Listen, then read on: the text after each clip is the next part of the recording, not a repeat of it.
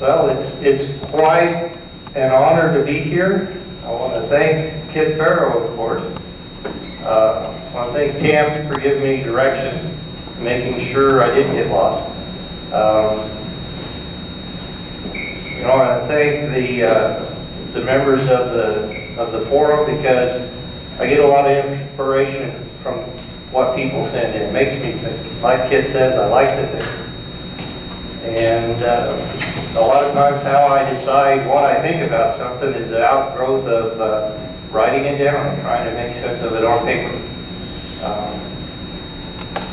Like Kit said, I've been following along quite a while, getting the newsletters from a long time ago. I think starting back about 1993, I really decided I needed to do something different with my operation. I was just starting out then.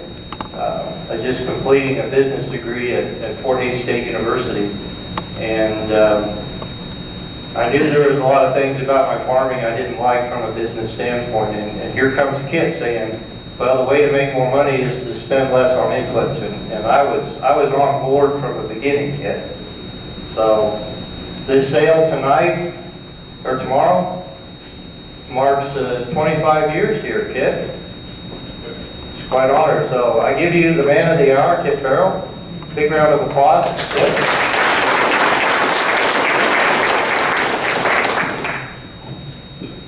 Can't tell jokes like Gary Road. How many of these people did you say were herd quitters? How many people do you think are really on board with this stuff, Kit? In this audience? Yes. Not over half. Not over half? Oh, I have to be careful. I already see one bullet hole in the projection. You check their guns? I know there's hunters in here. There's guns in here too, Charlie.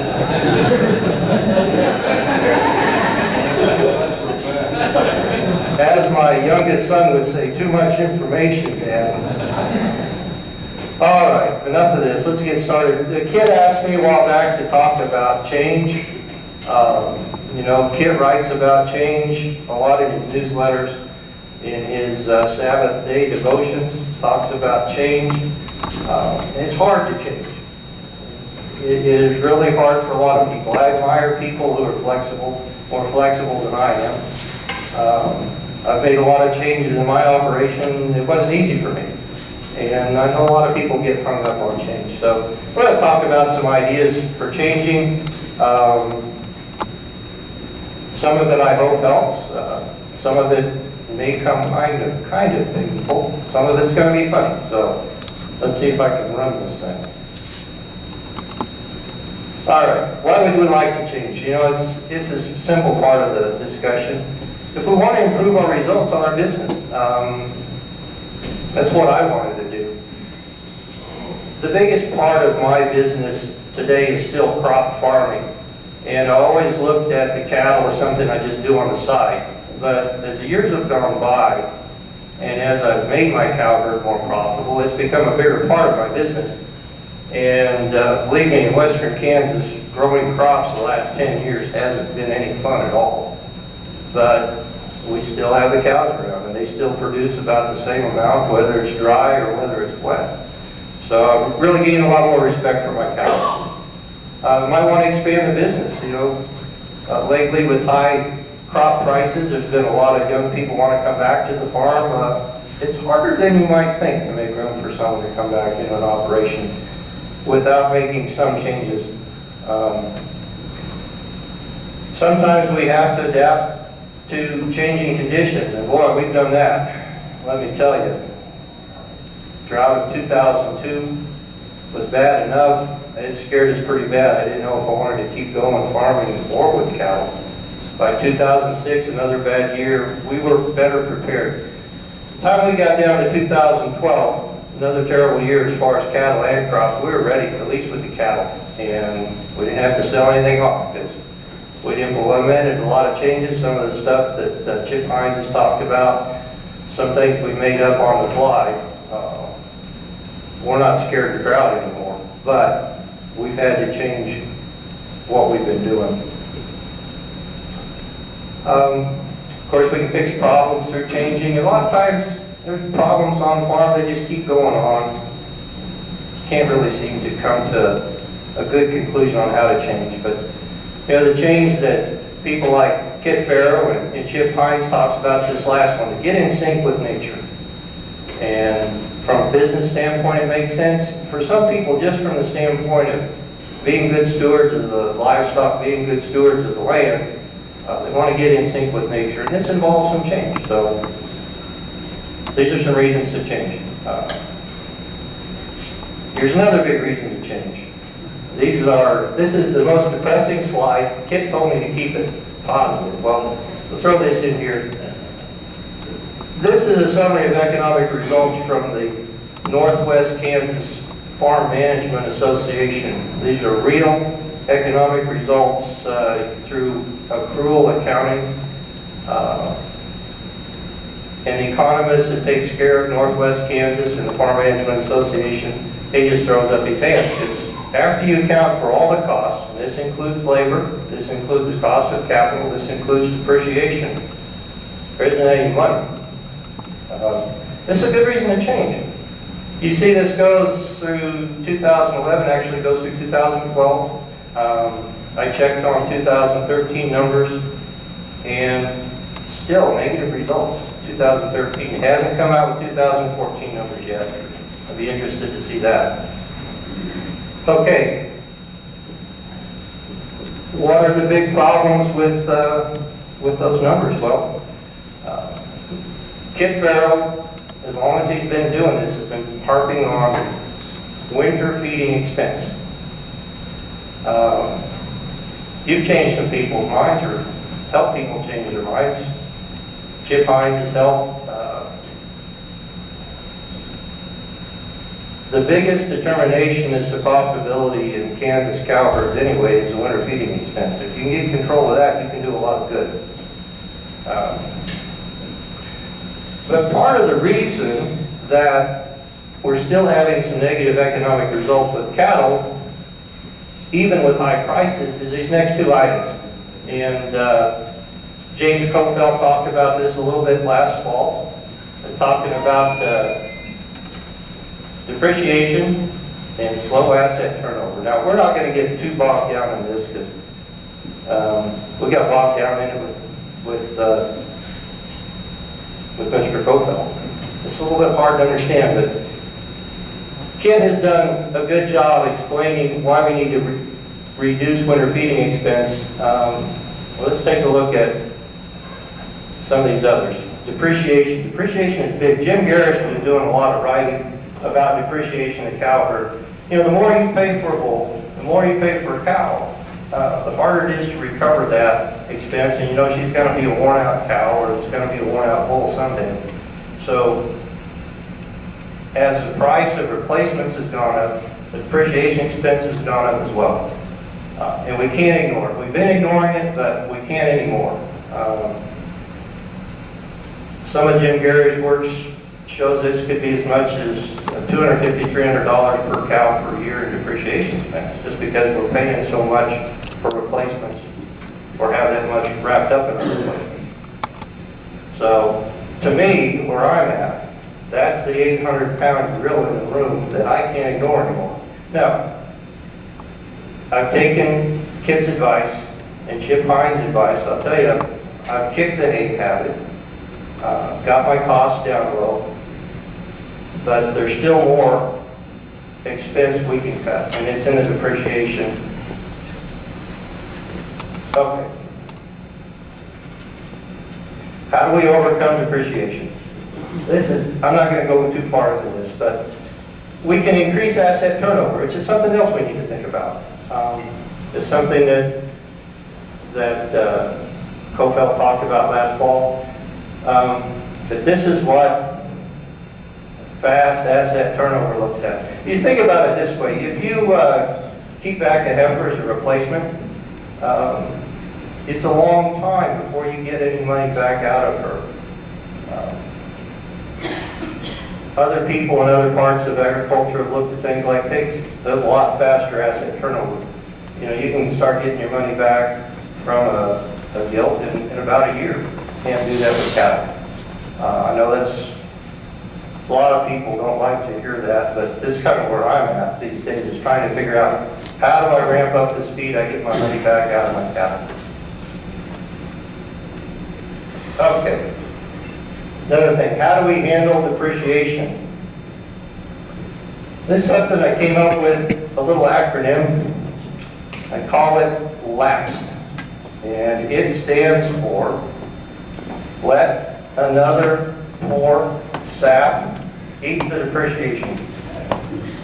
That's something we apply quite a bit. I was kind of surprised. I was kicking around at Fort Hays University Ag Department the other day, and I ran into the Ag Econ instructor. He says, you know, I just told my class about what you told me, this LAPST idea.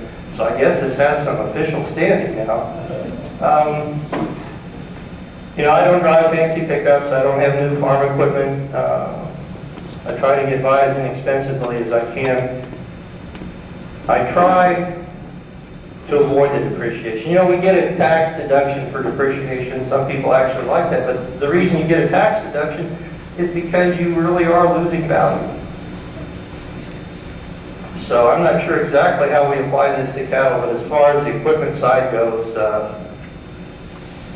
everything I've got in the cattle operation is pretty well used up. I was telling Kid I have to check my cows at night because my cows are afraid of my truck. Because I let some other poor sap eat the depreciation on that truck. Okay, we already mentioned this. I'm going the wrong way. Okay. Enough of that stuff. Let's talk about some things that I have done on my farm. And I'm not going to stand here and brag about what we've done, because what we've done on my farm is stuff that other people have done long before we ever did it. I can't claim credit for the changes we've made because they weren't my ideas. A lot of these ideas I got from people in the Feral Cattle Company forum. So we'll talk about this. First of all, we have reduced and eliminated hay.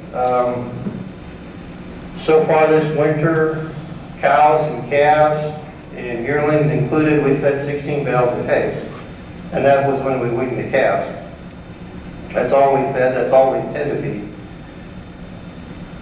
When I first thought about when I first thought about wintering cows without calves, or cows without hay, it sounded impossible. But the more I talk to people and listen to people, it is possible. And what forced it to do us was not having hay and having to come up with something else to feed the cows. But it can be done. This is a kind of change that a lot of people get hung up on, but it can get through it because other people have done it. We've changed our calving date. Kit Farrell and Chip Hines got me really thinking about this. When is the right date to calve? When I decided to calve late, I thought April 1st was late. So we tried April 1st, and it was a big improvement. We were still feeding hay because the grass wasn't quite ready. We tried April 15th, and that was better. We saved 2 weeks worth of hay. We got down to May 1st. I think we're about right with that. You know, Kid, you had some thoughts about changing and difficulty changing your calving date a little bit. You didn't change it enough at first, did you? We went about May 1st, now we're about May 20th, which means we start May 10th. How long were you at May 1st? Not very long. Not very long. But I can see what we're doing. You know, Gary Road, you guys about June 1st. And I think in our country, I mean, you may bring up more quicker than we do. In our country, June 1st looks pretty good. Yeah, I wouldn't argue with June 1st. You know, I've got some issues with some heat with the end of my calving season. It tells me maybe I need to shorten it up by pulling the bull sooner. But I find if I have high humidities and temperatures above 100 degrees, I lose calves about like it's 10 degrees. Either that or I need to find some more shade. There's lots of hot places where they run cattle, but a lot of places have shade. Down Texas, Oklahoma, brush country, Missouri, Arkansas. If I had some shade, I wouldn't be as afraid of calving later in the summer. Yes, good question. Where I calve May 15th, I'm turning the bulls out in early August. What about heat affected breeding of bulls? The question is, what about heat affecting the bulls and the breeding if we turn bulls out in August? And that's a good question. I know some people worry about that. Most of my cows are black hided. I don't have a problem that I know of. I could be tied or bunched up in my cabin a little bit. There may be some effect there. That's something we've kicked around in the discussion group more than once. Whether red-hided cattle or light-colored cattle are better at breeding in hot weather. I don't have an answer from my perspective, but in my country, if I'm getting down to the 1st of August, we're starting to get into some cooler weather. It's not like July. Hope that answers your question. Yeah, it's not real. I'm not going to tell you it's a bed of roses. Yes, kid. I think what you're going to see is more nighttime breeding. But you know, we were AI breeding in July when we were calving too early, and it would be 110 some years, and the cows still cycle. The bulls, you know, I was going to ask Russ, you know, how does the heat affect you? But you know, we figure out. How does the heat affect his breeding? Too much information. It's cooler after dark. There you go. Yes, question back here. Well, Charlie, I was just going to say, I calved in, well, since my kid does, and I hardly ever see my bulls breeding in the summertime, so they obviously get plenty more time at night. That's a good point. You know, it's not hot all day. If there is some way the cows can cool down, they'll take advantage of it. If there's some shade, if there's a pond that they can get in, or they work at night. I know they graze at night. Yes? You were talking about pulling your bulls out at a certain time. That shows they stop breeding. What do you do with your cows that don't get rid of what you consider?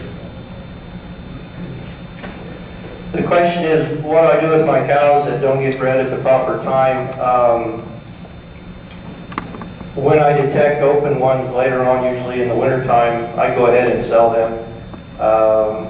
Some of those I may keep around if I've got the forage, put some weight on them and sell them. See, where I am in Kansas, I'm only 90 miles from Dodge City. So there's a pretty active slaughter cow market all the time in my country. Sometimes later in the summer, like July and August, pretty good time to sell slaughter cattle in my area. I know not everybody has access to markets like I do. Does that help you? Would those cows necessarily be old?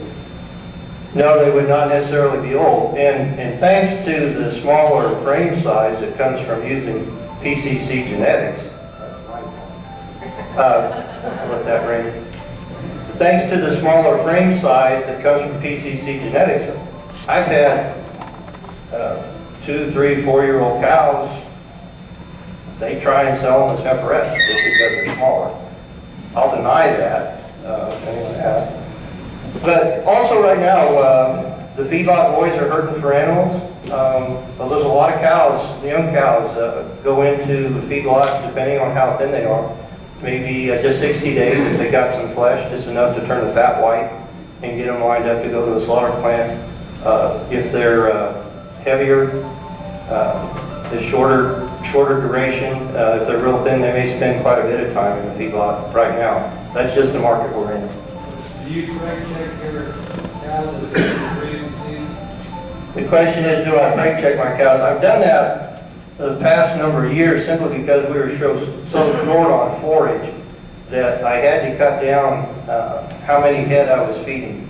So as soon as I could detect, I hired a vet to do it. Now, we've had some discussion in the discussion group that veterinarians are not always right when they declare an animal open. That's not an exact science. Yeah. What I'm going to do this year is stick with them. I've got some cows I know are obviously open. I'm not deciding what I'm going to do with them. What I did last year is something that I wanted to do because we had some forage last fall.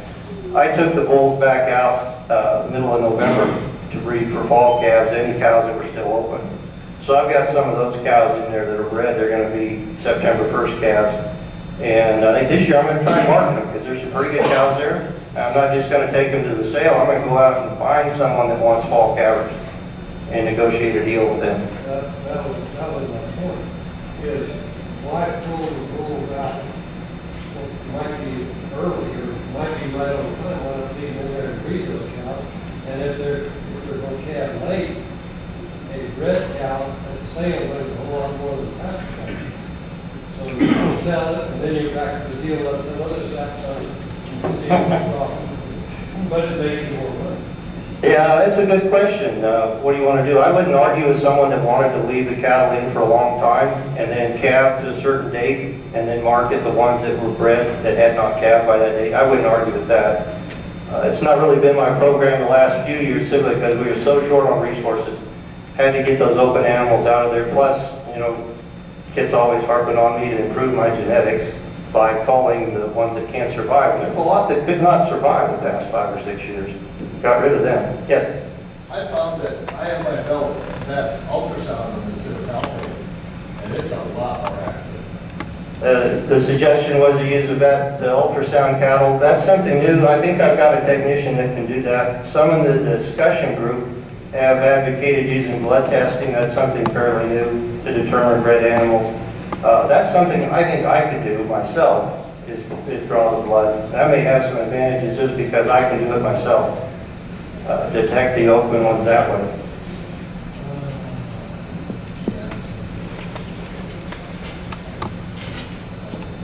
Well, we can talk about our calving date. That can help us with our expenses. We can buy PCC bulls. Thank you. Thank you, Shirley. When Kid asked me to speak, he said, you got to have 2 things here. You got to keep it positive, and you got to help me sell bulls. So there's a lot to be said for what Kid is selling. These are good bulls, solid bulls, sound bulls, long life bulls. If you're trying to change your frame size, these are the animals that will do it. If you're trying to change the fleshing ability of your cattle, efficiency of your cattle, these bulls will do it. You know, I've seen that in my own herd. I finally got my average size of my cow about where I want it. You know, I've still got some cows that are too big, and I've got some cows that are too small. But I don't know where I would have gone for genetics had I not run across Kit Farrell. You know, if you have any reservations, most of you guys are true believers, but if there's some people on the rails here, these bulls are the real deal. Okay, what else have we done? We've maximized the use of our crop residue. My biggest business is still crop farming, so I've got a lot of grain sorghum stubble that I can use, also some wheat stubble that we can use, and we had to use it. We simply did not have any hay to speak of several years. All we had to get all the way through winter with no hay was grain sorghum stubble. You know, Kid says, keep it simple, stupid. Well, we worked out a program in 6 months of grass, 6 months of milo stubble. Everything else is just a little bit of a variation on that. So that's part of how we reduced and eliminated hay. So if you see some guy out south of hay's pounded post in the frozen ground, stop and say hi to me, because that's probably me out there in the wintertime, feeding my cows milo stubble. Had to learn strip grazing. We can get more mileage out of our crop residues if we strip graze. We can also protect the ground from too much traffic with strip grazing. So, you know, I've become a big fan of Jim Garish and his poly wire and fiberglass posts. We figure we can increase the efficiency using forages or sorghum stubble by about 50%. So it pays you money to go out and move fast. So we've gotten pretty good at that. Well, we've learned stockmanship. That's another change. I don't know, maybe some of you have had this problem. You ever work cows with your dad and he lost his temper? That ever happened to anybody?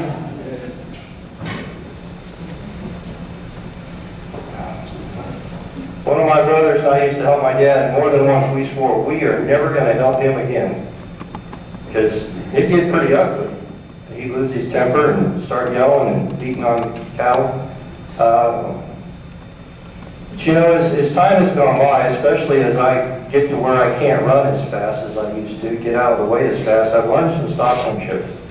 And there's real economic value to treating cattle in a low stress manner. But we've had to do it. It's hard to do it because human beings are hardwired to be predators. And cows are hardwired to be prey animals. So you have to unlearn some of what God gave you to really get inside the head of a cow and behave around her in a way that doesn't make her too disturbed. So we've learned stockmanship. We're still learning stockmanship. I'll never be as good as Bud Williams. But each year it seems like we get a little bit better. We've had to learn to get comfortable with culling cattle. You know, I can remember a time I'd think up any excuse I could to keep a cow around another year. And it took years of Kit Farrow's newsletters to finally convince me, no, culling is a good thing. There's no reason to keep around animals that don't fit. And believe me, if you make some of the changes we've talked about here, there's a lot of animals that aren't going to fit. But one of the major breakthroughs that's come recently to me anyway is to figure out that if you're going to cull extra animals, you need to figure out a way to develop affordable replacements. So that's something we've done also.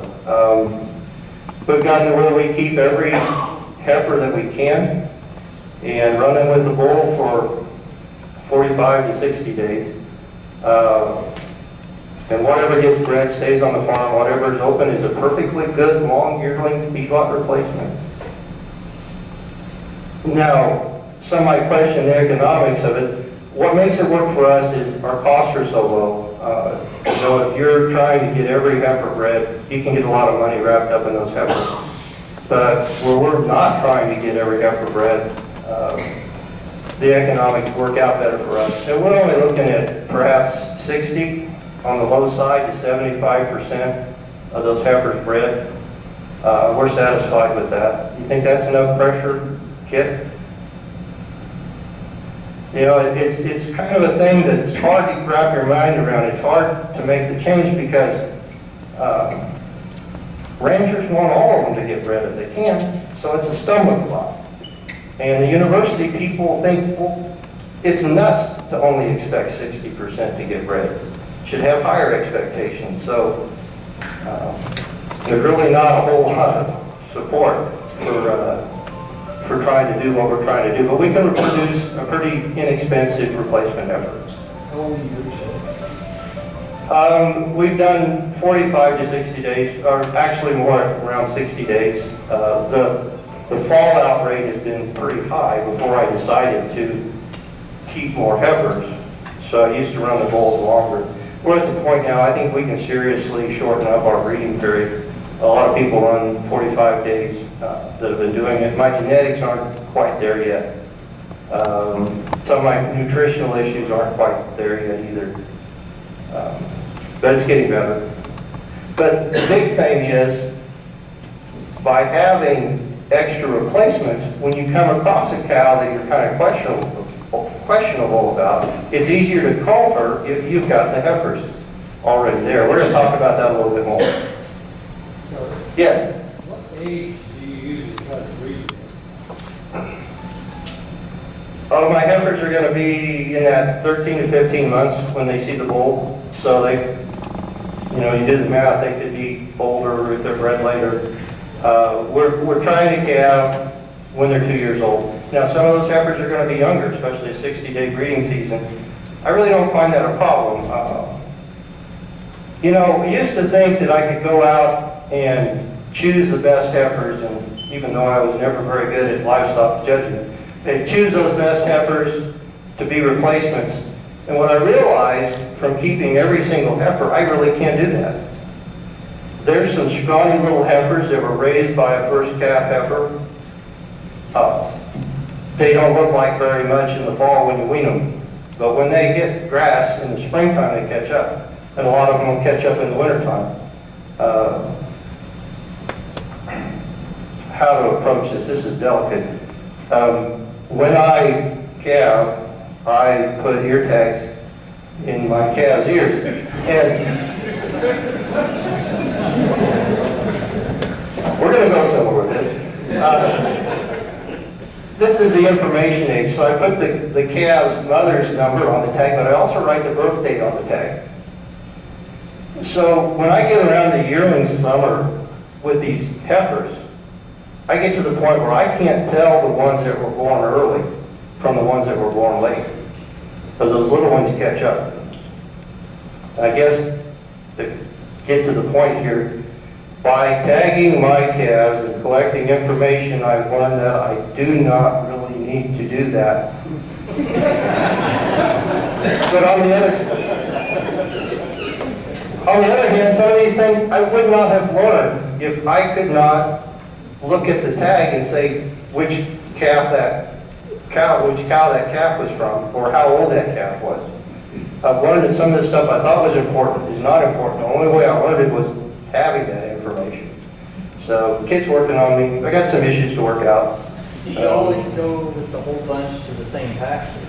And one reason we tag is we may take, to take the least ground or whatever, we may take 30 pairs over here. We may take 30 over here. Kind of handy when they're all black chaos. That's been my excuse too. It doesn't impress Kit. Does that impress you, Kit? Doesn't impress Kit. My excuse is that we've been so short on forage, I've had to find some custom grazing in the next county, and we were so short on grass in the calving pasture, we had to muster out pairs before we were done calving. That's my excuse. Bad excuse. You know, I need to work around the logistics of that. Maybe my custom grazer can calve my cows for me and just take the whole herd over there. And that'd save him the trouble of having to tag him. But I've learned enough by tagging him to know that I don't. Isn't that kind of ironic, Kit? It's really ironic. I can't remember what slide's next. Okay. Put it at the computer. Yeah, well, but what keeps us from changing? You know, I struggle with change. I've made a lot of changes. I just talked about all the changes. All those weren't easy. They didn't come fast. I had to do a lot of soul searching, had to overcome some of my own reluctance to change. And believe me, I struggle with change as much as anybody.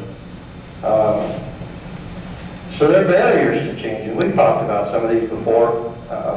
The first one, though, I think is kind of come to the top to me, complacency. If we get comfortable where we're at, it's hard to get us to change. And I think that one thing that Kit Farrow brings to the whole seed stock industry is his willingness to get people to get past their complacency. And he does that in things that he writes. Some of that stuff's outrageous, but it's outrageous to make us think and get out of our ruts.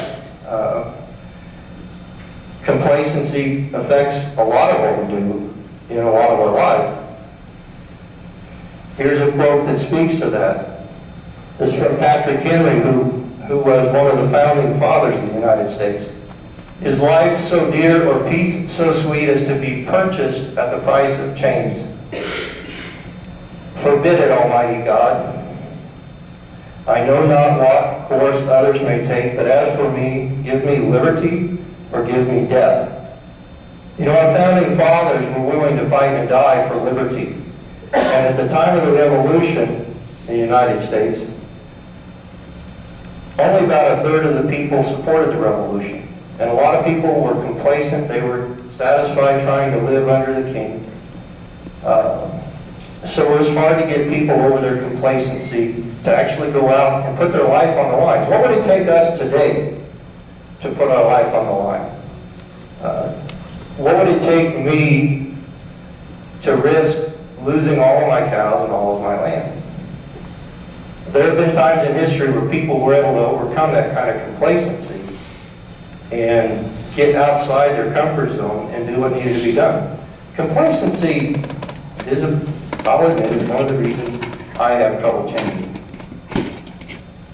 Okay, tradition, we've talked about these a lot, the kids talked about them.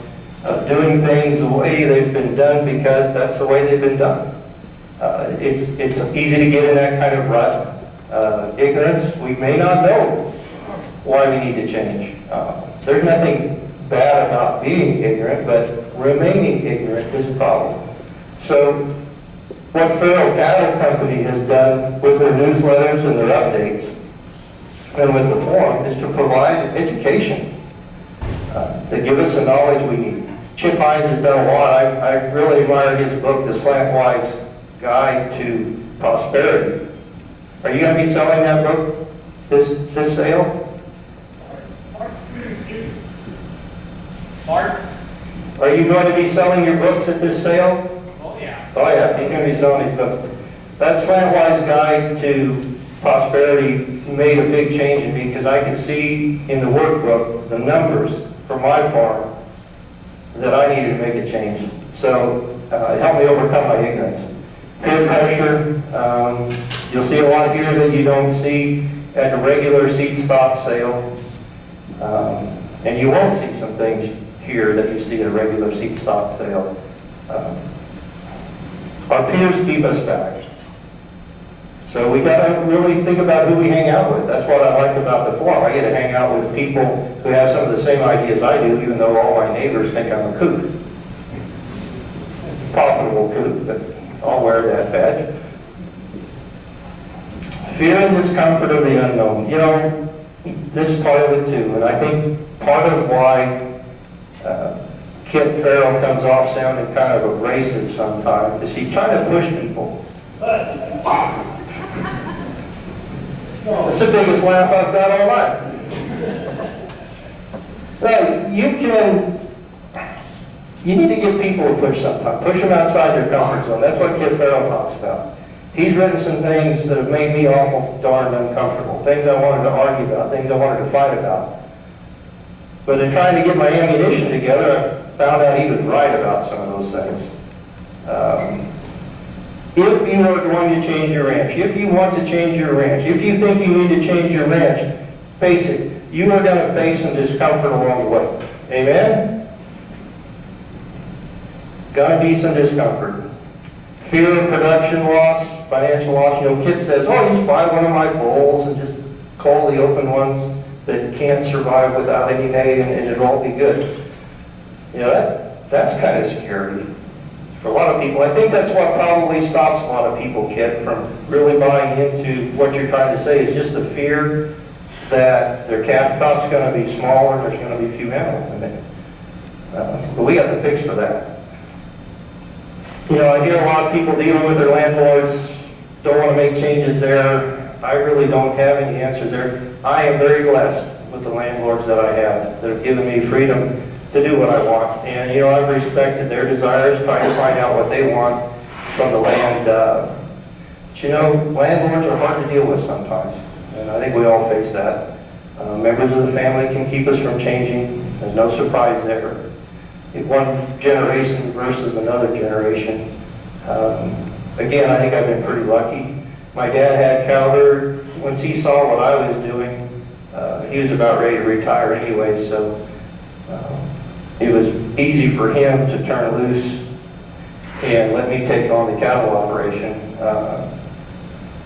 in part because I figured out how to pay him for it. Let him get out of the cow herd, let me get into the cow herd and assume some of his grazing land. Anybody have any questions right now? That's scary stuff. Scared them into silence. What else we got? Okay, happy stuff. How to overcome the barriers. Find a support group, like this bunch. If you're going to quit the herd, you can't be running with the herd. You've got to be running with the herd quitters. There's a lot of support in the Feral Cattle Company forum. Sometimes someone writes in, has a real tough problem, but some of the best minds in cattle ranching in the United States are plugged into that forum. And if not, someone in that forum knows who to get a hold of if someone has a big problem. I don't have much of a support group where I live. I have a transition buddy, a good friend of mine, He's made some of the same changes. You saw that chart from the Kansas Farm Management Association. He is the most profitable member of that association. Just about the only one that consistently makes a profit. So we can talk about stuff that our neighbors would want nothing to do with, kick around ideas. It helps to have someone just to bounce ideas off of. That's not going to just throw it back in your face automatically. Find a support group. Like I said, it's pretty tough. I've got some cousins at home. My cousin Pierce, he always seems to come from a different perspective to point me in a different direction sometimes. My cousin Thomas, who doubts everything that Kit writes. Haven't heard much from him lately. He's too busy analyzing the Sabbath-day devotions. But that's my support group. You can have imaginary support group if you need to. You need to tell them that these are imaginary people you're talking Are they?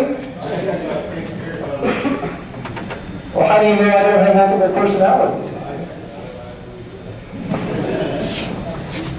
But where I live in Kansas, we've been below average precipitation for the last 13 years. It helps to have multiple personalities to deal with some of that stuff. Find some heroes. We got some heroes right here. Kip Bell, Chip Hines. I was talking to Darren Drake back there. I heard one speech by his wife years ago at a grazing conference, and that has stuck with me. You talk about an energetic, dynamic woman. She spoke to us, and man, we were reared back in our seats when she was done. Find some heroes, people you look up to. They're out there, and you can connect with them, especially through the Federal Cattle Company Forum. Do your homework. This is what I do. I know this isn't everybody's forte, but you know, I'm just kind of an analytical guy, a number cruncher. But doing my homework is what showed me the value in keeping all of my heifers and in reducing my costs. I just had to do my homework. And seeing the numbers in black and white, that this was a way to make more money, helped me change. So write and plan. I do some of this, not as much as I should. I should do more planning. I do a lot of writing. Some of you know that. Sometimes when I sit down to write something for the Feral Cattle Company Forum, I'm not sure how it's going to turn out. And sometimes I have to throw it away a couple of times because I figure out that what I'm writing is really a pile of manure. And sometimes my best ideas come to me while I'm trying to write them down. So if you keep a journal, that helps. Participating in the forum, that helps also.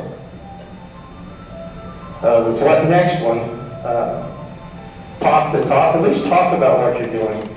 Talk about what you plan to do. Don't talk about your dreams, talk about what you plan to do.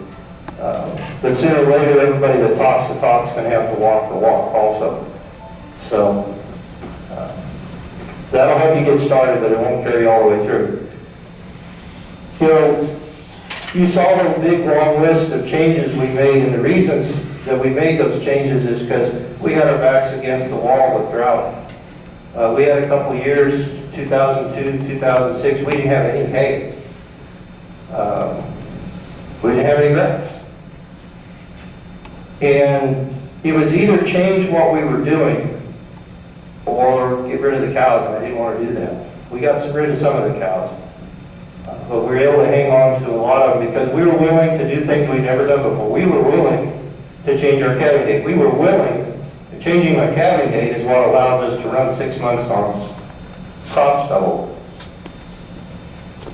We had no choice, we did it.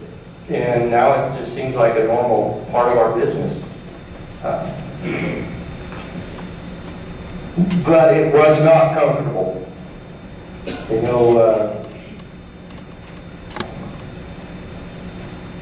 you lay awake at nights trying to think what to do, not knowing what to do.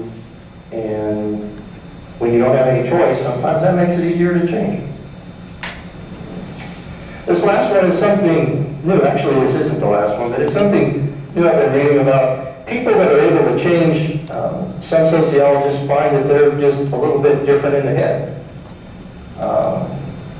One of my heroes is a fellow named Lewis Bromfield, who wrote books back in the 1940s about farming. If you want to read books that make you feel good about farming, Lewis Bromfield's books will do that. But in one of his books, he had a whole chapter entitled on being tetched.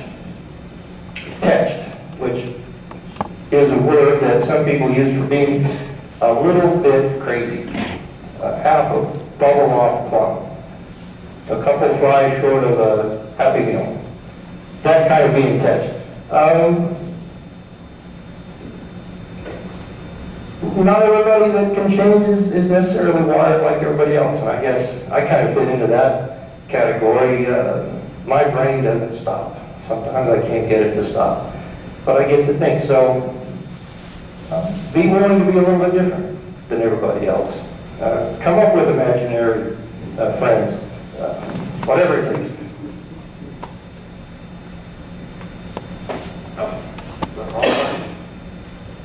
Okay. Number 9 is something also. I happened to read a quote about biodynamics and the unseen forces that are there. I know some people think that some of the unseen forces are really important. You know, I don't get into that. I'm not into biodynamics or homeopathy, things like that. But there are some things that I can't explain that have become part of my production system. And one of these I'm just discussing with Darren Drake. You know, one of the changes we've made is that when we wean our calves, we leave some older animals with them. And that has made a big difference in those calves. You know, in the past, we've always weaned the calves, run them as a separate entity. The extension agent says to do it that way. But anymore, if we can bring the cows in with the calves and get them situated where we're going to wean them, get them comfortable with it, then we can just remove the cows. But leave some older animals in there. We left some open cows, some dry cows rather, some beef heifers, some beef steers with the calves this winter. And it's just incredible. Some of those calves wander around like they're lost. But with the older animals, they go out and graze as a herd, they come back and lay down as a herd. There's none of this wandering around lost. When we did it that way this year, after 3 days, they quit bawling. We hauled the cows off. The cows kept bawling for a week. They were 12 miles away. But there's something about the bond with older animals that helps those calves, an unseen force. You never know what you're going to find. But be willing to believe in things that you really can't understand. Laugh at yourself. Do I do this, kid? Do I do enough of this? Laugh at myself.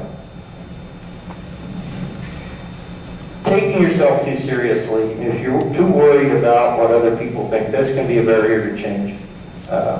You know, my nature is, you're going to laugh at this, I'm kind of a shy person. You know, historically it's been easy for people to rub me the wrong way, especially Kit. But by being associated with Kit, you know, I've developed a thicker skin than I had 20 years ago. I'm glad for that. I don't worry too much. Don't worry as much about what other people think of me. I laugh at myself. There's a couple people I know, they cannot laugh at themselves. They're kind of disagreeable people. Okay, use your imagination. We've had to do this. When you're facing winter with no hay, you become very imaginative. And leverage what you have. I realize this as I get older, that during the early part of my career, what I was doing was leveraging what older people had. Leveraging my father's equipment. Any of you ever do that? Use your father's equipment? Leverage older people's knowledge. In case of Chip Hines. Use something that you don't have that doesn't belong to you, but use it for yourself. As I get older, though, I'm finding out that I'm leveraging what younger people have. People's desire to work hard, people's ability to work hard. Things that, I mean, I'm not over the hill, but I don't try to haul calves in the back of the truck when their mother's trying to kill me. I don't do that anymore. Are you gonna get that told you I'm working on that. You're not. I feel uncomfortable. It makes me feel uncomfortable. I used to think I was tough. Man, I'd drag that calf in the back. I used to have a lot of really nasty cows. But I tell you what, it's easy to cull them when you've got replacements for them. And, okay, let's plug PCC bulls again. You know, Kid Farrell has done more than anybody else to really emphasize the value of disposition. And I keep telling Kid over and over again, it's a more economic trait than you think it is, or that you promote it to be. There is a lot of money to be made just by having animals that have good disposition, that are calm. You know, and it's more than just getting that tag in their ear. You know, I think an animal that's not too emotional is gonna be easier to wean, for example. You know, it's the real emotional calves that walk the fence all night, and they get everybody else stirred up. And getting rid of a bad disposition has done tremendous. That's what we did in 2002. We had to cull 15%. I had written down in my calving notebook the ear tag numbers of the cows that tried to kill me when I tagged their calves. That was easy. Tick, tick, tick, tick, you're going to town. Just the other day we were vaccinating some heifers and one of them threw a fit, and my helper said, oh, that's the one you're going to sell, X22. I said, no, that was a cow. I said, no, it's right here. Well, the cow, X22, which throws a fit and is going to town soon, had a calf that threw a fit the other day. And I knew that because I had ear tag numbers. From now on, I just get rid of anything mean, regardless of who their mother is. Okay, well, I forget what's next year. Let's find out. We've talked about the changes we've made. Okay, what are the fruits of our changes? In our operation, making these changes has reduced our costs, and it's reduced our inputs. It's got us in sync with nature. And we've been able to find the cows that don't fit in. But we have more culls. You know, like I said, you're going to find some discomfort if you make some change. If you're trying to move from inefficient large cows to smaller cows that are efficient, face it, some of the animals are going to fail. There's just no way around it. You're going to have culls. The great breakthrough to me that's come this winter is figuring out that where we need to start is we need more replacements. I said, duh, how long did it take you to figure out that if you're going to cull more, you need more replacements? Well, you're talking to the guy that learned strip grazing and took 2 years to figure out you need 2 wires to strip graze. So, kid says, I think a lot. I don't think fast. I don't think a lot. We're going to need more replacements. There's just no way around it. But we fear that loss of production when we tighten the screws on the cow herd. When we cut back on the supplement, when we change their calving date, when we cause them to graze all winter rather than eat hay all winter, cows will fail. And if you have high input cows, you put them in a low input environment, they're going to fail. You're going to need more replacements. And it's just something you're going to have to face up to.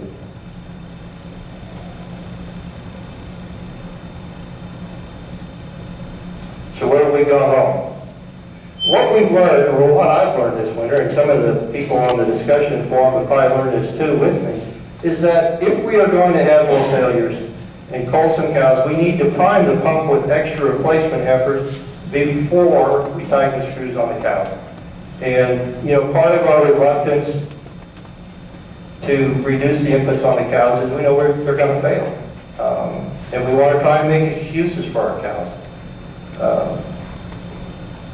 It's a lot easier to cull the cows that can't produce on your resources if you have a steady supply of heifers. And I know there's some people in here that retain all of their heifers or nearly all of their heifers. Anyone want to raise their hand? Yeah, there's some in here. Is it easier to cull open cows when you have plenty of replacement heifers? Good place. I can't choose, and nature chooses tomorrow. That's how you figure out what's what. No, you buy PCC bulls. No, seriously, I don't know why it took me so long to figure this out. You know, our great reluctance to cull is because we're not gonna get a calf out of that cow. But if you've got a red heifer there, shazam, no problem. Get rid of her. She looks at you cross-eyed, get rid of her. I'll admit, fortunately right now in western Kansas, cull cows bring some money, even open ones bring some money. That's just my economic environment in western Kansas. So we've got to prime the pump before we tighten the screws. Otherwise, we're going to have a bunch of open cows and we're not going to have anything to replace them with.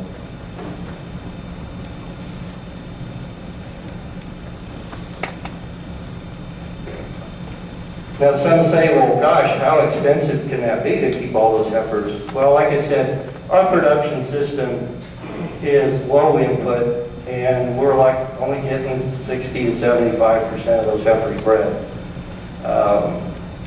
So even the ones that are open are profitable. You know, I've talked to some people, other places, it's not the case. But right now in western Kansas, open yearling heifers are a very valuable commodity to go into the feedlot. But we're making genetic progress with the 60% that are bred. Yes? Yes. Maybe this is a dumb question, but what do you do if you get too many bred for to replace? Do you sell old cows, or, I mean, some of your, say, 5 and 6-year-old cows, or how do you do that? I talked to a fellow in Colorado who's a neighbor with the Lassiter Ranch where they have the beef masters, and he talked to them over there. He asked them the same question, what do you do if you have extra heifers? He said having extra heifers has never been a problem because they put a lot of selective pressure on the beef master breed at that ranch. Right now, I'm still working through the genetics. I can't see a time in the next 3 or 4 years where I'm ever going to legitimately have a surplus of heifers. I also have some opportunities to expand. Everybody says, oh, I can't find grass, can't find grass. Well, some grass has come and found me, so I'm lucky in that respect. If they are the right genetics, and if they're bred at the right time, I'd say market them to people in this room. That's what I would do. I wouldn't take them to the sale barn. I wouldn't take them to a special calf sale, especially if you're going to calve and make. You find people in this room that want those animals, and they want them. Right, kid? Yeah. And it's not going to get them from me because I don't have them yet. Someone over here asked a question? Don, you said you made a good point, but especially now you got a good market. If you get too many bred, you can sell them. Yeah, if I get too many bred, Yeah. I think I'd go look for grass. Yes? I got a story here. A year ago,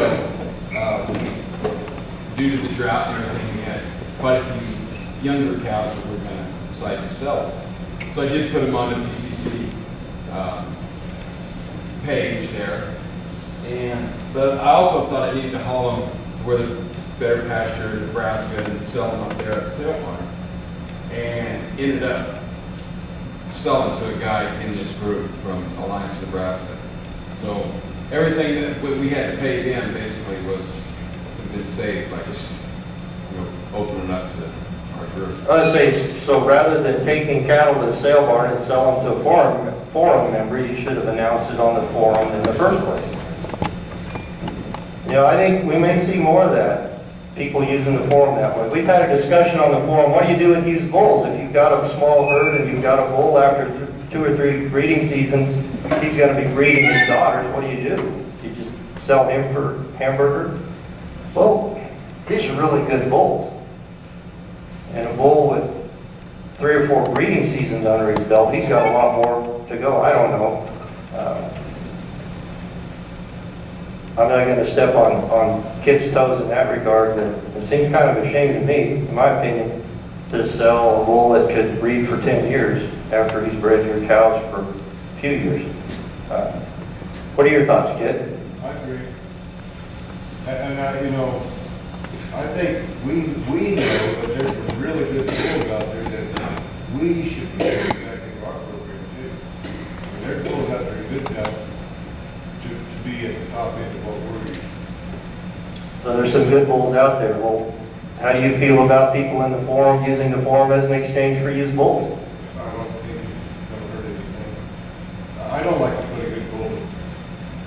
You know, it's got me thinking. I've got a bull that came from James Cofelt, 5-star calving needs, 5-star disposition. He's been good to me, but I want to plug some different genetics into my herd.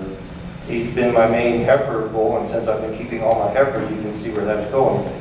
But he'd do someone good. If someone just wanted a heifer bull, someone in the mainstream just wanted a heifer bull, he'd be a good bull for him. So maybe that's what I'll do, is defray the cost of buying a new bull by selling my existing bull at something more than its ground meat price.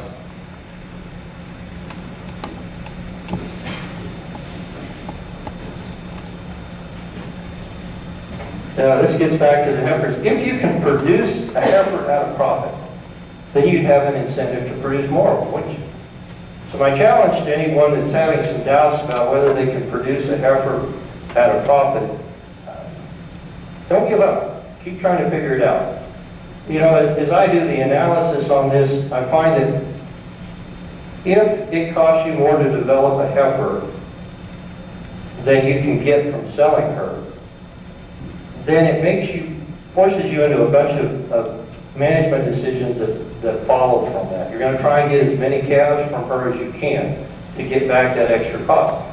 But if you can produce a heifer so cheaply that you can sell her at a profit, if she's open as a yearling, if she's open as a first calver, of course if she's open as a first calver, you're going to be selling her and her calf.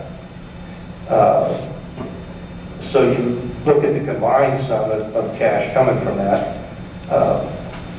Then a lot of management decisions change. I got to looking at this because I wanted to get away from accounting for depreciation on a spreadsheet that I was working on. I figured, well, if I could put heifers into the breeding herd at weaning time, that'd be about the same dollar value as a cull going out of the herd. But that was just the start. That's where it really got me thinking, well, how cheaply can I produce a heifer?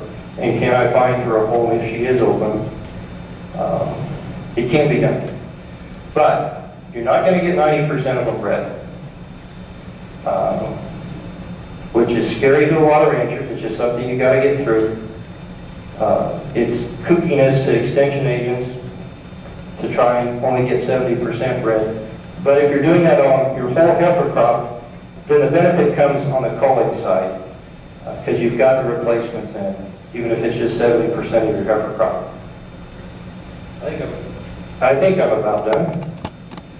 Blank slide.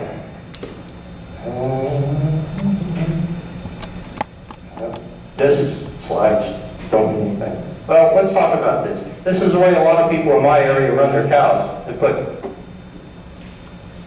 25 head in one pasture and 15 head in another, and they spend all summer checking fence and checking water. So this is where imagination comes in. This is kind of how we do it. We combine the herds, and we move them from pasture to pasture. We've done this somewhat. It's been different the last couple of years because I found a custom grazer to take my cows all summer on a big range. But in the wintertime, this is what we do. Bring all the cows into one pasture, keep water open in one place in the wintertime, check fence in one place in the wintertime, just move cows from one pasture to another.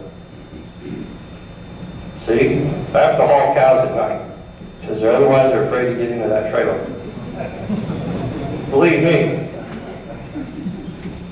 the old boy that sold me that trailer, he's kind of like me. I think the sap that had it before he did took the hickey on the depreciation. And that wasn't too bad a deal. But we try and use our imagination. You can see we can make that into a windbreak as well. You need some shelter sometime out on milo stocks. People say, oh, if you're really trying to make your cows tough, you wouldn't provide them with any shelter. You'd make them stand out there on the milo stocks. My problem is, if my cows get caught in a storm and drift somewhere, they might drift 5 or 6 miles before they hit another fence.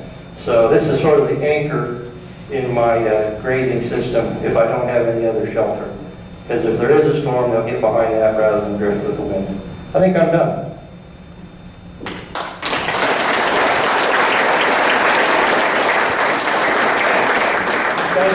Thank you for your kind applause. Question? Questions? Yes, lots of questions. Yes, sir. Do you celebrate your milo stock or just your growing grass? The question is, do I sell graze or strip graze with my milo stalks or just my growing grass? Actually, I do it more in the wintertime. It's easier to do strip grazing in the wintertime because the cattle can walk back over what they've already grazed. So if you only have one water source, you start at that source, move your fence farther away from the water source. That's nice in the wintertime. Also, the stuff you're grazing in the wintertime is not growing, so you don't have to worry about it start regrowing. I am not any expert by any means grazing in the summertime. I think what we've done, we've increased the intensity, increased our rest periods. We might take enough grass for 100 head in a pasture, maybe split it up in 5 or 6 pieces, start at one end, graze through it, then move the cows to another place. We're not any expert on that because the deal is in my country, the milo stocks in the wintertime are cheaper than renting pasture in the summertime. Renting milo stocks is cheaper to feed a cow in the wintertime.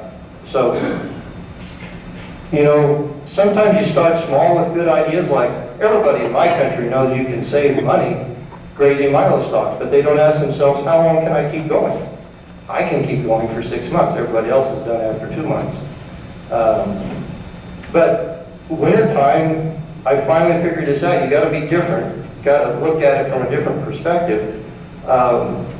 Wintertime is where I make money. That's my advantage on all the real cowboys around me, is in the wintertime. Because I can winter those cows cheap. I can't make much improvement over what everybody else is doing in the summertime. I can make a little bit of improvement. It's in the wintertime when I knock them dead. So we did strip grazing mostly in the wintertime. I'd like to lay in a plug for this discussion. And anybody that buys a bull can get in that federal discussion group. And those of you who have bought bulls, you need to get in there. There's not only Charlie, but there's a lot of good thinkers out in there. You just try any question, and somebody's going to answer it. You may get several answers that don't vary, but it's a fantastic group. And Charlie's the rock star of the group. You said I got rocks in my head? I say, Charlie, I don't know how many people have told me I want to meet Charlie Kraus. And so it's the darndest group you ever could be involved with, and it's well worthwhile. You get a chance to get in this group. Well, it certainly is worthwhile, and to me it's actually humbling because I get to meet some people in that forum that know a lot more than I do. I may talk about a lot of ideas on the forum, but very few of those ideas are actually mine. There's other people that know more about grazing. There's other people who know much more about genetics. Some people know more about economics, finances. I just talk about ideas. I talk about other ideas, other people's ideas.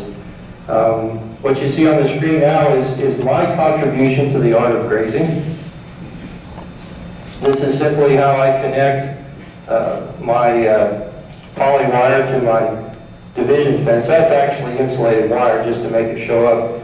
I showed this to my custom grazer. My custom grazer was struggling to learn how to strip graze and subdivide his pasture, and he was getting all tangled up with his poly wire. And I showed him, well, this is how you connect it. You take a little piece of wire, not insulated wire like this, but put a little bit of duct tape on the end so you don't get shocked, and you can hook up fence pretty good. And he dubbed this the Charlie Bridge. So ladies and gentlemen, I give you my one and only contribution to grazing, the Charlie Bridge. That's all I got. Any more questions? Yes, sir. Well, I think you could, in the summer, use your rotating one herd to really have a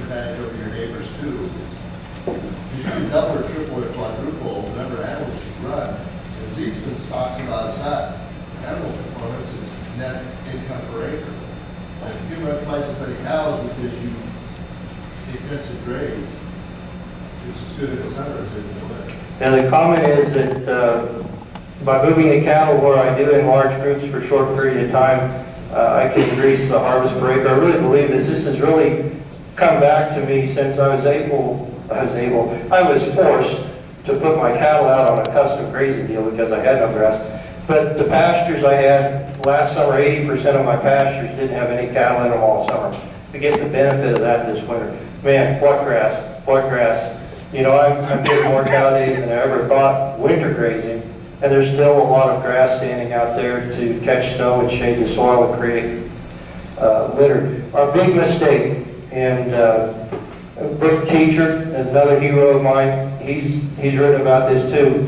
In his long career grazing, especially western United States, he has come to conclude that we need even longer recovery periods than we thought we did. In my country, especially when we're having these dry summers, I don't think that 12 months is too long a recovery period for some of our grass. And I can see situations, especially some of the CRP grass, it may need more than 1 year of recovery to really go from being just CRP grass to something that's really good. Yes? My experience on that is, it has to do with how long you have it. If you don't take it all the way down to the dirt, then it'll come back quick. So if you have to go to the dirt, then you are looking at a long period. Yeah, the comment is if we graze the pasture short, then we're definitely looking at a longer recovery time. And we've actually done that intentionally in a couple of places just because we needed the cow days to get to where we were going. In my country where I've got milo stubble, as soon as the combines roll, it's springtime all over again. It's great. The cows love that stuff. They do good on it. But sometimes it's hard to keep the cows together until sorghum harvest. Now, there's been some times we've grazed some pastures too short. We paid for it. Someone wants me pretty bad. Right here. Yes. Do you protein supplement your stubble during the winter? Could you repeat that, please? Do you protein supplement your stubble when you feed it in the winter? Oh, that's a good question. Do I use protein supplement in the wintertime? I have not, and I've protein supplemented my calves in the wintertime when they're eating forage sorghum, which is a little bit better than sorghum stubble. As far as the cows, I have not. What I've tried to do is keep them moving to fresh stuff about once a week. So I regulate their intake of nutrients by how fast I move them. You know, if I leave them there long enough, they'll eat it into the ground and they'll like it. But then that doesn't leave me with any residue. This past winter, last winter I had some cows, they were too poor shape coming out of the winter. And I've had to go back and look at it. This winter I'm feeding a product, an old Warman's product, that's used more east of here. It's Roughage Buster 80. It's Biuret mixed with mineral, complete mineral, vitamin A, D, and E, and Biuret and urea. And the nice thing is you can put it out, you don't have to worry about urea poisoning because the Biuret is that safe. I don't have a lot of experience with it. I had to bend the arm of my feed supplier to get some. But he says back in the Flint Hills, they use quite a bit more of that. I like the cost. It's an inexpensive source of protein. And I talked to Wally Olson about it he's down in Oklahoma. He said he's used the same formulation from a different manufacturer. And he feels like you might need it, you might not, but it's good insurance if you're a little bit short on protein. So if someone feels they need protein, I wouldn't dissuade them from using some protein. Yes. Have you changed your varieties of milo you plant so that, because I've seen better utilization on some of the yellows versus the red with the cattle. The question is about utilization of different varieties of milo. I grow whatever milo I think is going to yield the best as a grain farmer, and then whatever's left, I'll graze that. I have been looking at changing some of the forage sorghums that I grow for grazing in the wintertime. I do some of that also. You know, I like the nutritional quality of the brown midrib forage sorghums. The problem is I have trouble keeping enough residue on those fields. So I don't know what I'm going to do this year. I may mix some non-brown midrib forage sorghum seed in with the brown midrib forage sorghum seed, because if there's a non-brown midrib plant right next to a brown midrib forage sorghum plant, the cows, they know the difference. And they'll leave more residue with the regular forage sorghum, so that may be something I do. But yeah, I've had one of my landlords get kind of cranky with me because the cows ate the brown midrib stuff clear into the ground. I couldn't stop them. Yes? This might be more for Ken. The calves are born in spring, they're gonna wean this fall. What do you, I know you don't keep great, but the whole calves and half calves, what do you winter about? Calves that are born in the spring, wean in the fall, what do we winter the calves on, or what do, I mean, there's people in here that do a lot of different things. If you have good stockpiling type grass, I mean, the calves will winter on the same thing the cows are wintering on. You know, I think that's where we have created animals that can't do that. But in the olden days, that's what we did. And then we got away from that because we changed our genetics. But they should be able to winter on, you know, stockpiled grass, hay, you know, some minute amounts of protein supplement. But you do feel a little hazy, so. Oh, yeah. Yeah, I mean, part of our problem is that until it rains, we don't grow grass, and we feed a lot of hay sometimes to these bull calves. I mean, we turned, within the last week, I think, we had some bull calves turned out for most of the winter, but this last week, we turned out all the bull calves, Tyson. Yeah, two groups went out, one group came back. But, you know, until now, we had them up close, they were grazing, you know, kind of the same thing that he's talking about, stockpile sorghum. Yeah, Okay. are you leaving your half calves with the cows longer? No. I mean, we have weaned and put the heifer calves back. Again, it kind of depends on the year. I think if you have a good year, good grass, and you know, it's been 15 years since I've seen that. But I think we can leave them out there. But I think 2 out of the last maybe 15 years, Deanna, we have put the heifers back or left the heifers out there. Is that right?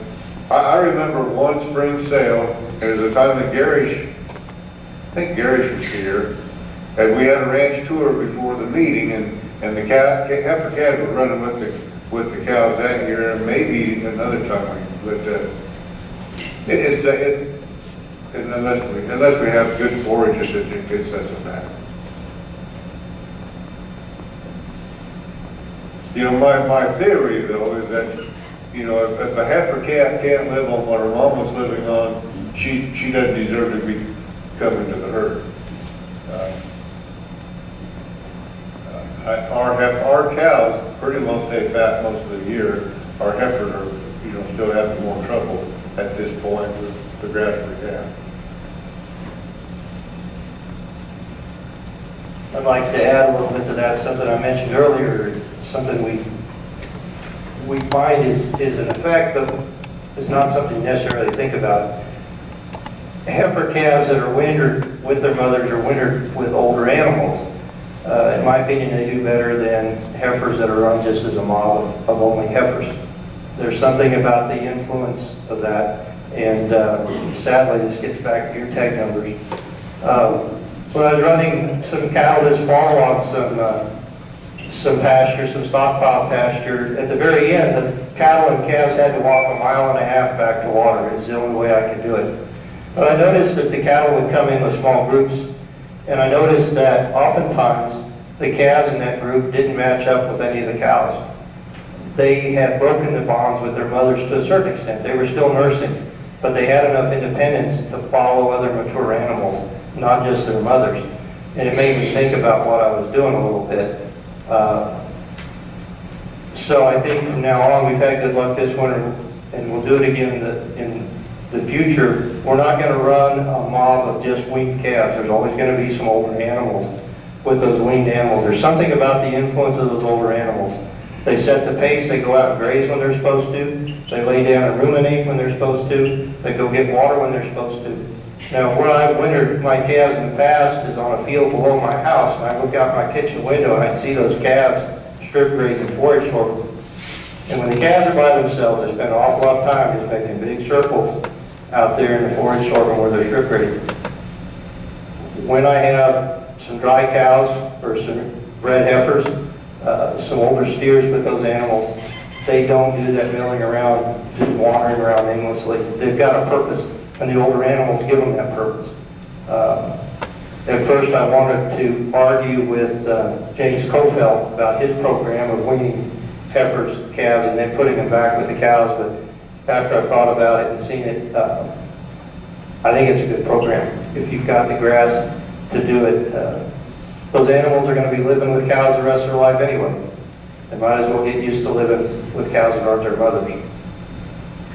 Charlie talked earlier about getting in sync with nature. I mean, sometimes we can understand the calving part of it, that takes 10 years to fix.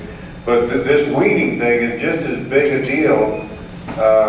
You know, Fred Provenza's done a lot of work and study on this. I mean, there's enough evidence out there, and common sense should tell us that a heifer calf is going to learn things from her mother that Charlie can't teach her. Right. I mean, Charlie can't teach that heifer calf how to balance her diet, where to go for protection, how to eat snow for water. If you look at all of nature, you know, the buffalo herds were many herds within a huge herd, I mean, and they were all centered around a group of females. Cows will do the same thing. We cannot keep from manipulating and getting our hands in there and messing things up. But again, it would be a lot easier at my place if we had more rain. That'd be easier at my place also if we had more rain. But I doubt we would have changed as much as we have. You know, 2002 scared the snot out of me. 2006, we had begun to implement some changes. 2012 was like, no big deal. We'll just do this instead of that. We were ready to go with a different program because we had faced up to having to sell the cows a couple times. And it forced us to change. And it wasn't comfortable, it wasn't easy, but we did it. But the flip side is now it's comfortable, at least more comfortable. But getting back to what Kit was saying, you know, some of us have followed the teachings of Bud Williams and his program for receiving cattle. He had received cattle that were stressed, long haul calves, high risk calves. But he would get out and work with them, and he'd lead them around, and he'd take them out in the pasture, take them for a walk, take them back into the corral. And I think a lot of what Bud Williams was actually doing was stepping in and being a surrogate mother to those calves that had been stripped off their mother. And it makes perfect sense. You know, the more in my experience, the more things we do to copy Mother Nature, the better things work on my farm. Anyway, even if we can't explain it, sometimes we run into a snag and say, what would the natural thing do? What would the bison do? What would the deer do? And as we make those changes, things seem to get better and better.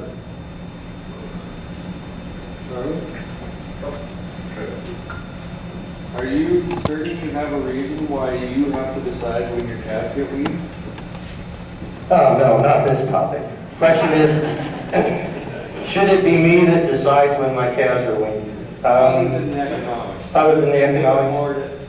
Oh, no, I mean, if I had all the money in the world, I wouldn't care when they got weaned. Is it pay enough? Does it pay enough? Are you certain? I'm not certain. I'm open-minded about it. You know, I'll admit, part of what we're doing is what we always have done. I don't know, James Kofeld's got me thinking about it more. And what I see, the difference between calves that stay with their mothers longer. So part of my problem is I still have too much milk in some of my cows. Some of those cows lactate for a year if you let them. He's certainly, he weans his, doesn't he? Who's that? James? It's my understanding that he weans his calves, gets rid of the steers as quick as he can, and then after the heifers have been weaned for a certain amount of time, puts them back with the cows. Now the question is, will some of those heifers start nursing when those cows freshen? That's a $64 question now. I don't know. I found they don't. Who said that? He found that if you wean heifers, run them with their mothers, they don't suck on the cows when they do freshmen. Next spring when they calve, I haven't had a problem with it. Great, that's going to simplify my life. I had to call a few cows because the cows were so. I can relate some other stories from other people that have been in our group. Used to be in our physical discussion group, remember back in the good old days, Chip. Greg Matney says, and I've talked to a couple others say the same thing, that if you let the cow wean her calf, that calf will never go back and nurse that cow. If you wean that calf will go back to nursing that cow, because last time she checked, Mama had milk. But if the cow kicks the calf off and she dries up, last time I checked, Mama kicked me, and she didn't have any milk anyway. So, you know, and I think that's true. Remember Lee Hawes, Fort, Kansas, south of Dodge City? This is back, you know, we were talking about this back in the early 1990s, not weaning. And this was something nobody could even think about. Well, Lee thought he would try it. I mean, Lee was as big a herd quitter as anybody here. So I think he weaned his steer calves and left his heifer calves with their moms. And everything was fine. I mean, he couldn't really tell, looking at the cows, which cows were nursing calves still, which ones weren't. And then winter started setting in, and it started getting colder, drier, a little bit more snow, and he started feeding those cows. He said, you know, they've still got calves nursing them, so I'm going to start feeding them. Guess which cows went downhill when he started feeding them? The cows that were nursing their calves, because their milk consumption, their milk production kicked back in. You know, all of these things make perfect sense once you see it through. But we didn't need ear tags to do that either.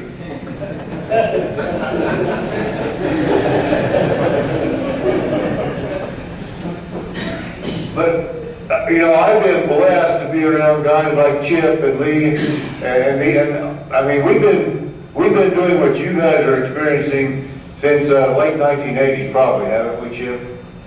And we had to do it.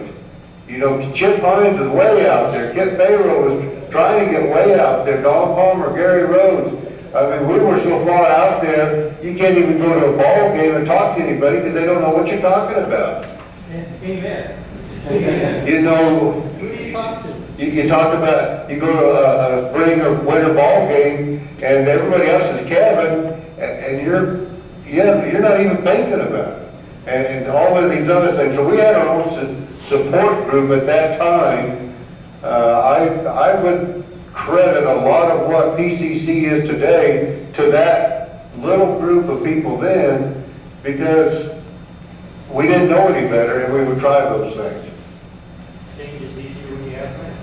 Change is easier when you have friends. Yeah, I got kind of a funny story. We were at the co-op the other day talking to one of our neighbors, and he said they were putting seeders in their heifers to create AI, and he said, yeah, he said, they're all ready to breed. He said, we weighed them, and they weigh 1,081 pounds. They're ready to breed. I told him, I said, mine won't weigh that when they calve. He just looked at me like, I was crazy. Maybe he's right. But it's okay to be crazy. Well, I've been going back and forth, you know, weed my calves in the fall, put them back to the cows, which I've done, but then you gotta feed hay. Well, if I'm trying to get away from feeding hay to my cows, shouldn't I keep the heifers, maybe run them with some steers, because I want to feed them hay. Why do you want to feed them hay? Because I found if I don't feed them something, they don't breed back. Okay, how many did you need to have for breed back? I had 1 out of 30. Okay, that's tough for you, Charlie. I make excuses. That's pretty tough. But, you know, I think Charlie made some good points tonight over and over about, you know, it's okay to only have 50% of a breed. You know, we can be that tough on them because we didn't lose anything. You know, some guys talk about, well, I've got 50 heifers, I better buy 2 bulls. I said, what's the worst that can happen if you only buy 1 bull? If you put 10 bulls out there with 50, they won't all get bred.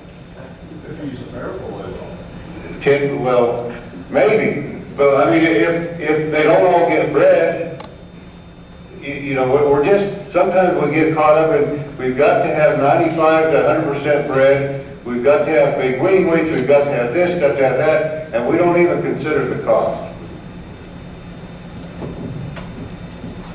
You know, when you have extra heifers, you know, the struggle to get them bred, and the vet comes out, finds half of them are open, that's kind of tough. And I've been dealing with the same vet long enough. He has come to understand I'm not going to quit, and he has a lot more respect for me, but he didn't in the beginning. He thought I was nuts.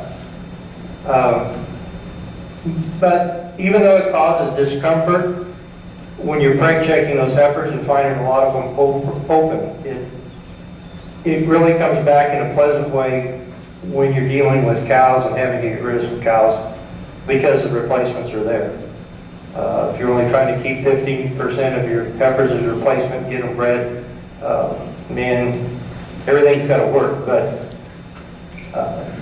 if you're doing it on the cheap, and it comes time to get rid of some cows, they're a lot easier to get rid of. I guess what I'm saying is that it may feel bad at the time when you discover those open heifers, but it feels better when you're getting rid of cows that don't fit because you've got the replacements right there.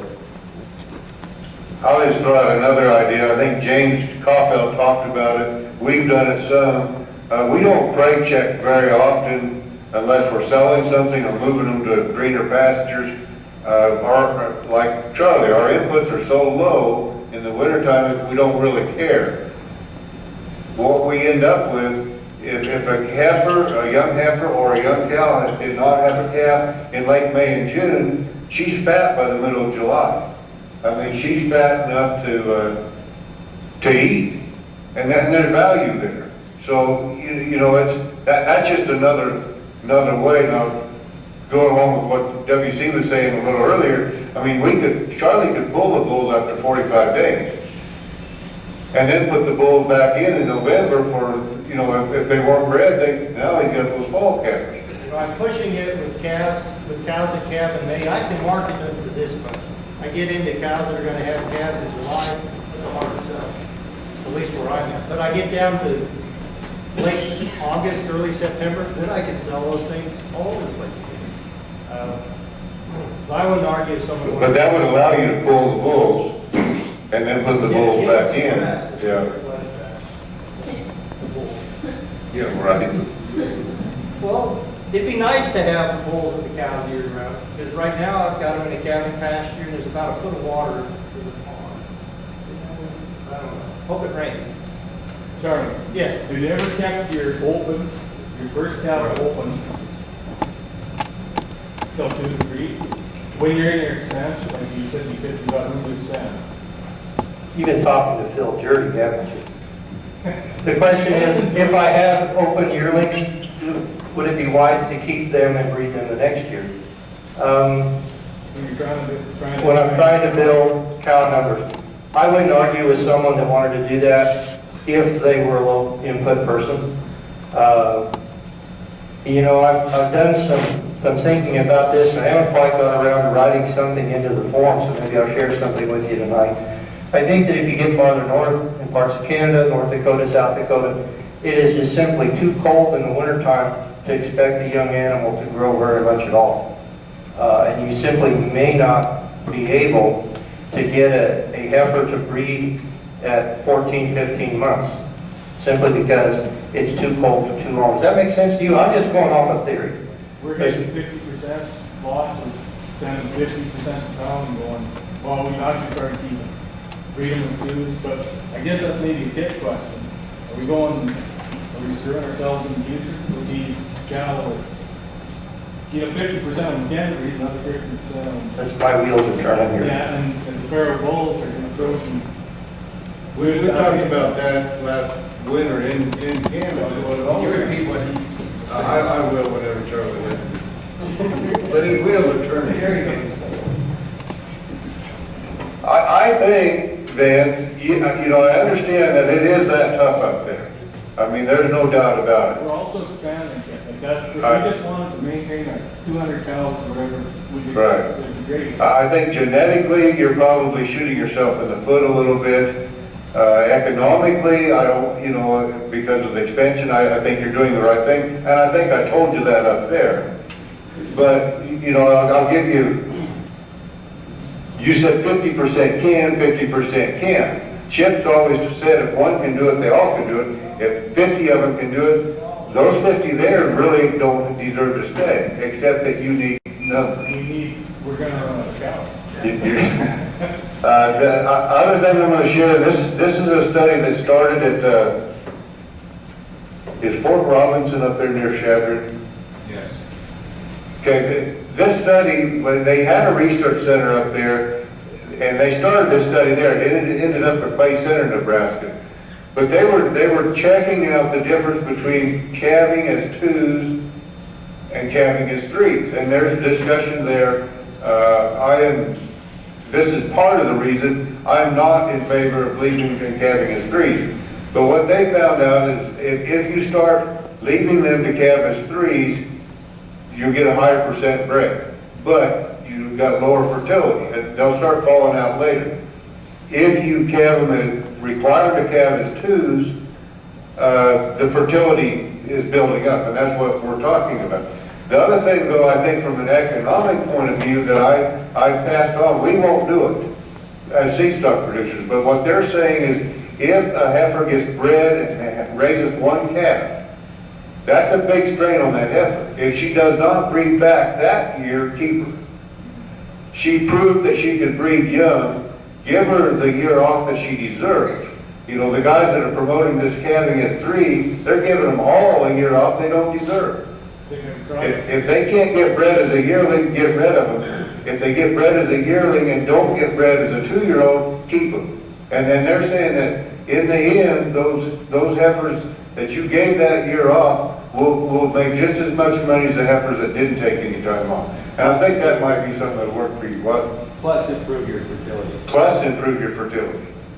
I mean, you get rid of the less fertile animals. Do you guys do that? No. I said we won't do that. You know, she won't breed as a yearling, she's gone. She won't breed as a 2-year-old, she's gone. But if I were a commercial rancher and trying to increase numbers, I would definitely do that. And the research backs that up. Yeah, the wheels are still turning. That's something that's been in my head for a while. Let me run this past this group since this is a fairly friendly group. You know, a lot of cattle come out of northern country into Kansas. A lot of cattle come from all over the United States into Kansas. You know, from every bovine backwater in the nation that come to Kansas, one way or the other. You know, I understand the difficulty with getting animals to breed as 2-year-old in a cold climate. Neighbor of mine had a program that worked pretty good for him. Somehow he had a connection with some big rancher up in South Dakota. And in the fall, you know, if you're up in South Dakota or someplace that snows, you've got a real incentive to ship every animal you don't want to feed all winter. But this fellow with his connection in South Dakota, they bring in a couple semi-loads of Angus heifers in the fall and bring them down into my country. And winter them in Kansas was a lot easier than a colder climate, and then breed them to calve as 2-year-olds. And then end up selling them in Kansas. That may be an alternative to think about up north. That's something I would like to look at. I've got enough experience getting better with my nutrition, getting better with my genetics. I wouldn't mind partnering with a rancher someplace north or someplace with a lot of snow where it's simply impossible to get a lot of heifers to breed as 2-year-olds. If they could bring them down to me in the wintertime, I could breed them to calve as 2-year-olds. Either send them back to snow country or sell them in Kansas. Save the expense of wintering them the second winter.